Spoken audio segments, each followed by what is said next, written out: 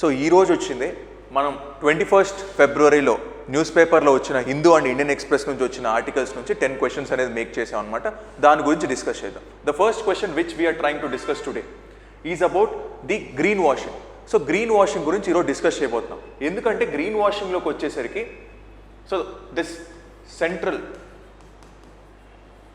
Consumer protection authority, Central Consumer Protection Authority has brought the guidelines about the green washing. Green washing కి సంబంధించి guidelines అనేది తీసుకొచ్చారనమాట. So అందుకనే న్యూస్లోకి వచ్చింది. అసలు మెయిన్గా గ్రీన్ వాషింగ్ అంటే ఏంటి? సింపుల్గా మీరు ఎప్పుడైనా ఏదైనా ప్రోడక్ట్స్ చూసుంటే దాంట్లో క్రూయల్టీ ఫ్రీ అని రాస్తారు, ఎకలాజికలీ కాన్షియస్ అని రాస్తారు, ఎకో ఫ్రెండ్లీ ప్రోడక్ట్స్ అని రాస్తారు. సో ఇవి నిజంగానే ఎకో ఫ్రెండ్లీగా ఉన్నాయా? Are they using the greenwashing initiatives? అంటే ఇక్కడేమో గ్రీన్గా కనిపిస్తుంది కానీ వాళ్ళు చేసే things are against the environment. So దాన్ని గ్రీన్ వాషింగ్ ఇనిషియేటివ్స్ అంటారనమాట. సో ఈ greenwashing is banned according to CCPA. ఏవేవి గ్రీన్ వాషింగ్ కిందకు వస్తాయి అనే దానికి the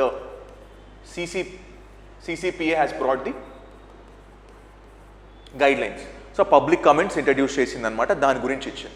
now what are the greenwashing initiative that has been given by the CCPA? So green washing ante enti? Claiming to be on track to reduce the company's polluting emittents. For example, company 100 units reduce share emissions, but it is not trying to reduce the emissions. So atvantivi claim chesina sare it is the green washing initiatives.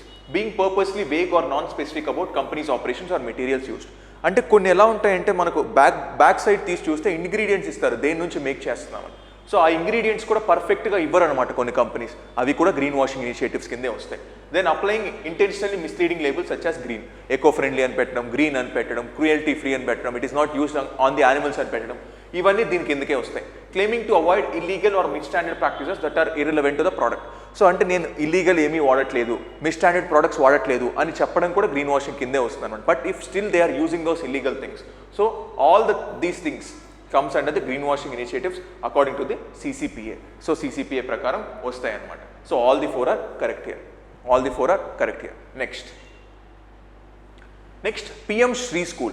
So PM Shri Schools gurinchi malli recent ga news loki vachindi anamata. So PM Shri Schools ante Pradhan Mantri Schools for Rising India. Pradhan Mantri Schools for Rising India anedi PM Shri Schools antam anamata. So idi centrally sponsored scheme. It is a centrally sponsored scheme.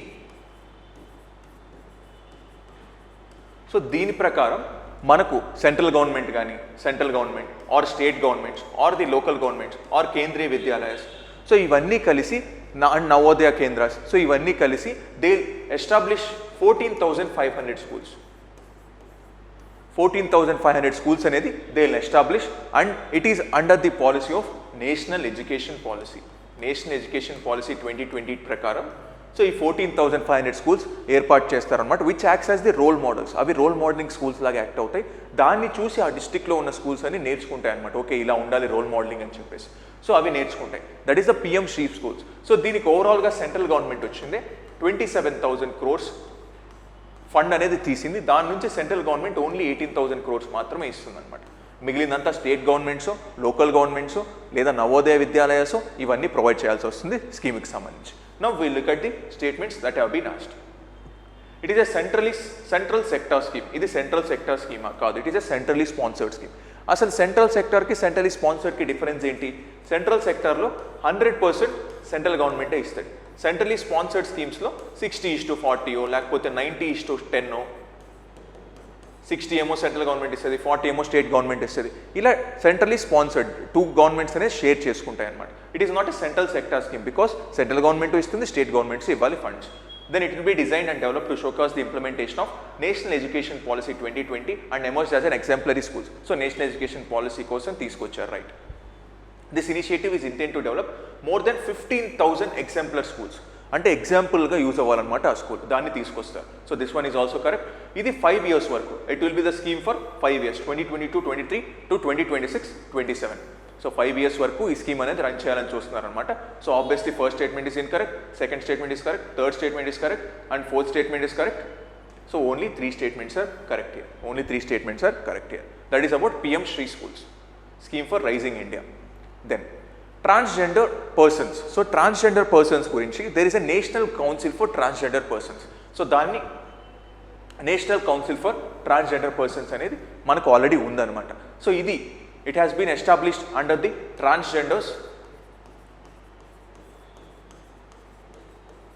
Transgender persons protection of rights act. Protection of rights act 2019 act అనేది ఉందన్నమాట. ఆ 2019లోనే మనకు national council for transgender persons అనేది start చేశారనమాట, national council. But it has been reemerged 2023లో reconstitute అనేది మళ్ళీ చేశారనమాట దీని గురించి. సో ఇప్పుడు రీసెంట్గా న్యూస్లోకి ఎందుకు వచ్చింది, 3rd జనరల్ మీటింగ్ అనేది జరుగుతుంది అనమాట national council for transgender person, అందుకని న్యూస్లోకి వచ్చింది అనమాట దీని గురించి. సో ఇప్పుడు ఈ రైట్స్ అనేది ఎలా వచ్చాయంటే because of the supreme court judgment. Supreme court judgment అనేది ఉంది, ఆ జడ్జిమెంట్ ప్రకారమే ఈ రైట్స్ అనేది ట్రాన్స్జెండర్కి వచ్చాయి. That is NALSA judgment. Supreme court has a NALSA judgment, ఆ జడ్జిమెంట్ ప్రకారమే ట్రాన్స్జెండర్కి రైట్స్ అనేది వచ్చాయన్నమాట. రైట్స్ అనేది దాని ప్రకారమే సెంట్రల్ గవర్నమెంట్ ఈ యాక్ట్ తీసుకొచ్చింది. ఆ యాక్ట్తో national council for transgender persons అనేది ఏర్పాటు చేసింది అనమాట.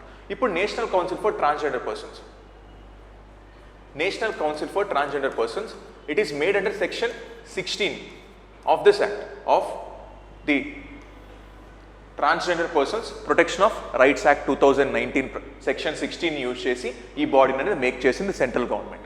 The union minister of social justice and empowerment with the ex officio chairperson. Vice chairpersons ఎవరు?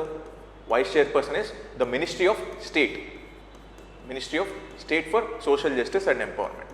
ఈయన వైస్ చైర్పర్సన్గా యాక్ట్ అవుతాడు అనమాట. A member of NCTT other than the ex officio member will hold an office for the term of 3 years. అంటే 3 years term ఉంటుంది అనమాట members. Okay, మనం ex officio member చూసాం అండ్ దాంతోపాటు వైస్ ప్రెసిడెంట్ చూసాం. మిగిలిన ఏవే మెంబర్స్ ఉండొచ్చు? 5 members వచ్చింది ట్రాన్స్జెండర్ పర్సన్స్ నుంచి మెంబర్స్ ఉంటారు, NHRC నుంచి మెంబర్స్ ఉంటారు, నేషనల్ కమిషన్ ఫర్ ఉమెన్ నుంచి మెంబర్స్ ఉంటారు, కొన్ని NGOs నుంచి మెంబర్స్ ఉంటారు. సో వీళ్ళందరికీ కలిపి ఓన్లీ 3 years టర్మ్ మాత్రమే ఉంటుంది, 3 years టర్మ్ మాత్రమే ఉంటుంది. So that is the thing about national council for transgender persons. So first statement is true, second is true, third is true. All the 3 statements are true here. All the 3 statements are true here. Now we will look at the next question. So this is about the senior care. అంటే elderly persons గురించి అడిగాడు అనమాట. ఎందుకు న్యూస్లోకి వచ్చింది? Because NITI Aayog has brought a report. ఒక report అనేది తీసుకొచ్చింది అనమాట. Senior care reforms, redefining senior care paradigm. ఇలా ఒక రిపోర్ట్ అనేది తీసుకొచ్చింది అనమాట నీతి ఆయోగ్. ఇలా ఒక రిపోర్ట్ తీసుకొచ్చింది కాబట్టి సీనియర్ కేర్ గురించి అంటే ఎల్డర్లీ కేర్ గురించి మళ్ళీ న్యూస్లోకి అనేది వచ్చింది అనమాట. సో ఎల్డర్లీ కేర్కి వచ్చేసరికి ఈ రిపోర్ట్లో 4 core areasని ఐడెంటిఫై చేసింది అనమాట సీనియర్ కేర్ కోసం. So what are the 4 core areas? First health. వాళ్ళకి హెల్త్ అనేది ప్రొవైడ్ చేయాలి. They need the social support అనేది ప్రొవైడ్ చేయాలి. దాంతోపాటు they need the economic support అనేది ప్రొవైడ్ చేయాలి. దాంతోపాటు వాళ్ళకి కావాల్సింది ప్రజెంట్ డిజిటల్ ఎరాలో డిజిటల్ సపోర్ట్ కూడా కావాలి. సో సిల్వర్ కేర్ ఎకానమీ అంటాం అనమాట. I mean the senior care ఎకానమీని we call it silver economy అంటాం అనమాట. So any economy that is generated using the senior care అంటే ఎల్డర్లీ కేర్ కోసం తీసుకొచ్చిన ఎకానమీని. అంటే ఇప్పుడు మనం కొన్ని స్టార్టప్స్ ఉంటాయి, అవి సీనియర్ కేర్ ప్రొవైడ్ చేస్తూ ఉంటాయి. కొన్ని అసిస్టెడ్ లిమ్స్ ఉంటాయి, అంటే అసిస్టెడ్ లెగ్స్ కానీ ఇవన్నీ ఉంటాయి. సో వాటికి మనం సిల్వర్ ఎకానమీ అని పేరు పెడతాం అనమాట. సో నౌ ఇప్పుడు న్యూస్లో వచ్చింది కాబట్టి అకార్డింగ్ టు 2011 సెన్సస్ ఎంతమంది ఉన్నారు? People age 60 are 8.6. సో అదే 1950లో చూస్తే ఇట్ ఈస్ 5.5% ఉండేది. 2011 సెన్సస్కి 8.6 అయింది. And is projected to further rice by 19.5% by 2050. So 2050 ఇది ఎవరు చెప్పారు? యుఎన్ పాపులేషన్ ఫండ్ ప్రొజెక్ట్ చేసింది అనమాట. 19.5% అయ్యే ఛాన్స్ ఉందని చెప్పేసి. సో ఇంక్రీజింగ్ లాంజిటివిటీ అంటే ఇంతకుముందు వరకు ఎన్ని సంవత్సరాలు బతికే వాళ్ళు అంటే the increasing longevity has been, ఇంతకుముందు 60 ఉండేది, it has been increasing to 68. Age 68 వరకు is the average age people are living in India. So obviously longevity పెరిగింది. ఫాలింగ్ ఫర్టిలిటీ రేట్ తగ్గాయి అనమాట. lead to dramatic increase in the population of elderly. So which of the following statements are correct in this regard? Both the statements are correct. Increasing longevity valle elderly population అనేది పెరిగే chance ఉందని చెప్పింది అనమాట. So that is about the report which it is claiming. Now next question.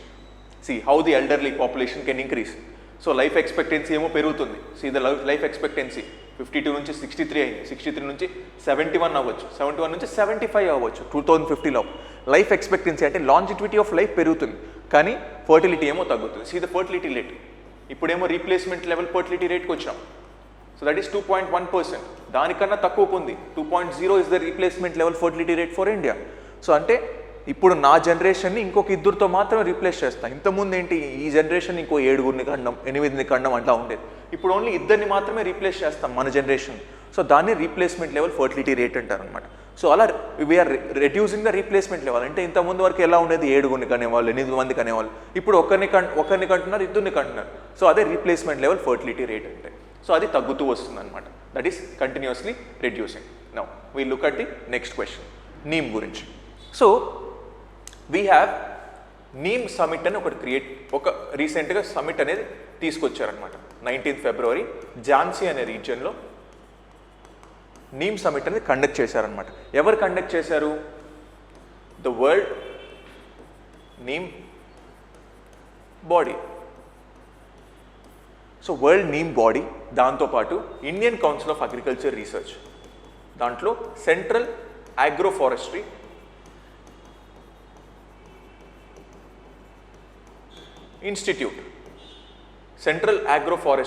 Institute, వీళ్ళు ఒక summit conduct చేశారు. That is neem summit. దాని యొక్క థీమ్ ఏంటి? Neem for sustainable agriculture, health and environment. So ఇది థీమ్గా తీసుకొని నీమ్ సమిట్ అనేది కండక్ట్ చేశారనమాట. February 19th ఝాన్సీలో కండక్ట్ చేశారు. అందుకని న్యూస్లోకి వచ్చిన నీమ్ యొక్క యూజెస్ ఏంటి అంటే, నీమ్ని ఎలా వాడచ్చు. Neem is a wonder crop అని చెప్తాం అనమాట. ఎందుకంటే ఏ కండిషన్లో అయినా అది ఉండగలదు. సాల్ట్ సెలైన్ సాయిల్స్లో ఉండగలదు, నాన్ సెలైన్ సాయిల్స్లో ఉండగలదు, పొల్యూటింగ్ ఎన్విరాన్మెంట్లో బతకగలదు, అలాగే ఎక్కడైనా ఉండగలదు అనమాట. అండ్ ఒక సర్వే చేస్తే ఏం తెలిసిందంటే, మనకు ఒక 10 ఎయిర్ కండిషన్స్తో పోలిస్తే దానికన్నా తక్కువ టెంపరేచర్ చేయగలదు when you are standing on the neem shade. అంటే మనం వేప చెట్టు దగ్గర కింద మనం కూర్చుంటాం కదా, అక్కడ 10 degrees తక్కువ టెంపరేచర్ ఉంటుంది దాని యొక్క సరౌండింగ్స్తో పోలిస్తే. అంటే 10 ఎయిర్ కండిషన్లు కూడా అంత తక్కువ టెంపరేచర్ రెడ్యూస్ చేయలేం. అటువంటి టెంపరేచర్ రిడక్షన్ అనేది జరుగుతుందంటే నీమ్ ట్రీ కింద ఉంచుంటే. అందుకే నీమ్ ట్రీస్ ప్రమోట్ చేయాలన్నమాట. నీమ్ ట్రీస్ అది కార్బన్ సీక్వెస్టర్స్ అంటాం. అంటే కార్బన్ని క్యాప్చర్ చేసుకుంటుంది నీమ్ ట్రీస్ కూడా. అందుకే నీమ్ ట్రీస్ అనేది కంటిన్యూస్గా ప్రమోట్ చేయాలి. So use of neem coated area will reduce emissions of greenhouse gases, nitrous oxide and reduction in the groundwater leaching of nitrates. So this is a right statement. Neem has an impressive capacity to capture the carbon from atmosphere with a sequestration capacity of 1 to 2 ton కాదు, ఇంకా ఎక్కువ sequestration capacity ఉంటుందన్నమాట. Approximately 12 ton. అంటే ఒక్క నీమ్ ట్రీయే 12 tons of carbon dioxide capture చేసుకోగలదు. So that is a huge number. So neem can also be grown in much polluted environments as it can tolerate very high levels of pollution. ఎక్కడైనా ఇది grow అవ్వగలదు అనమాట. So అందుకే first is correct, second is correct, third is wrong. So only 2 statements are correct here. Now look at where neem are generally used. So neem లీఫ్కి ఒక importance ఉంటుంది, neem ఫ్రూట్ని ఒక చోట వాడతాం, నీమ్ బార్క్ని వాడతాం, నీమ్ ఫ్లవర్ని కూడా వాడతాం. చూసి నీమ్ ఆయిల్స్ అంటారు, హెయిర్ బాగా గ్రో అవ్వడానికి నీమ్ ఆయిల్స్ అంటాం. అలాగే కాస్మెటిక్స్లో వాడతారు, అలాగే మనకు ఫార్మాస్యూటికల్స్లో వాడతారు, సో బయో పెస్టిసైడ్స్లో వాడతారు, అన్నిట్లో వాడతారు, అగ్రికల్చర్లో వాడతారు, అన్నిట్లో వాడతారు అనమాట. So that is the importance of neem trees. So ఈ లీఫ్ని కానీ డ్రై చేసి నీమ్ ఫ్రూట్ని, సీడ్ని, ఆయిల్ని అన్నిటినీ వాడతారనమాట. Then which of the following ministry is responsible for reviewing implementation of construction and demolition waste management rules 2016? So construction and demolition waste management rules గురించి రీసెంట్గా ఒక కాన్ఫరెన్స్ అనేది జరిగిందనమాట. సో ఎంత జనరేట్ అవుతుంది ఏంటి అని. సో చూస్తే 150 to 500 million tons of construction and demolition waste ప్రతిరోజు మనకు ఇండియాలో జనరేట్ అవుతుంది. ఎందుకంటే కన్స్ట్రక్షన్ యాక్టివిటీస్ కంటిన్యూస్గా జరుగుతూ ఉంటాయి. దాని నుంచి వచ్చే డస్ట్ కానీ, వేస్ట్ పార్టికల్స్ కానీ ఇవన్నీ ఉంటాయి. దీనికి కొన్ని రూల్స్ తీసుకొచ్చారనమాట 2016లో. 2016 కన్నా ముందు ఇంతకుముందు వేరే రూల్స్ ఉన్నాయి, municipal solid waste management rules అని, దాంట్లో ఉండేది. దానికి సపరేట్ చేసి ఇప్పుడు కొత్త రూల్స్ అనేది తీసుకొచ్చారనమాట. Ministry of environment, forest and climate change తీసుకొచ్చిన రూల్స్ అనమాట. అంటే ఆ రూల్స్లో ఏముంటాయి, ఇప్పుడు నేను కడుతున్న ఆ బిల్డింగు, ఆ కట్టే వాళ్ళకి రెస్పాన్సిబిలిటీ ఉంటుందన్నమాట. ఏవి తగ్గించాలి, దాన్ని ఎలా స్టోర్ చేయాలి, ఏంటి, దాన్ని ఎక్కడ డెమాలిషన్ వేస్ట్ని ఎలా యూజ్ చేయాలి అనేది వాళ్ళు చూసుకోవాలన్నమాట. That is the responsibility of the constructor. నేను కన్స్ట్రక్ట్ చేస్తున్నాను కాబట్టి నేనే చూసుకోవాలన్నమాట. That is the thing about construction and demolition waste management rules 2016. So ఇలా కన్స్ట్రక్షన్ వేస్ట్ మేనేజ్మెంట్ ఉంటుంది కదా, it is the responsibility of the people who are constructing, అది responsibility అనమాట. Then statehood. ఎందుకు స్టేట్హుడ్ వచ్చింది? రీసెంట్గా అరుణాచల్ ప్రదేశ్ అండ్ మిజోరాం, అరుణాచల్ ప్రదేశ్ అండ్ మిజోరాం అనేది statehood అనేది సెలబ్రేట్ చేసుకున్నారనమాట. సో స్టేట్హుడ్ దగ్గరకు వచ్చేసరికి మనకి ఇనీషియల్గా ఇండిపెండెన్స్ తర్వాత, ఫస్ట్ ఇండిపెండెన్స్ అప్పుడు 1947లో ఫస్ట్ అస్సాం అనే స్టేట్ మాత్రమే బిగ్గెస్ట్ స్టేట్గా ఉండేది. అస్సాం స్టేట్ నుంచి మిగిలిన అన్ని కార్వోట్ అయ్యాయన్నమాట. సో 1963లో నాగాల్యాండ్ అనేది ఫస్ట్ అస్సాం నుంచి కార్వోట్ అయ్యింది 1963లో. So obviously the statement is correct 1963లో. దెన్ అస్సాం కూడా కరెక్టే 1947.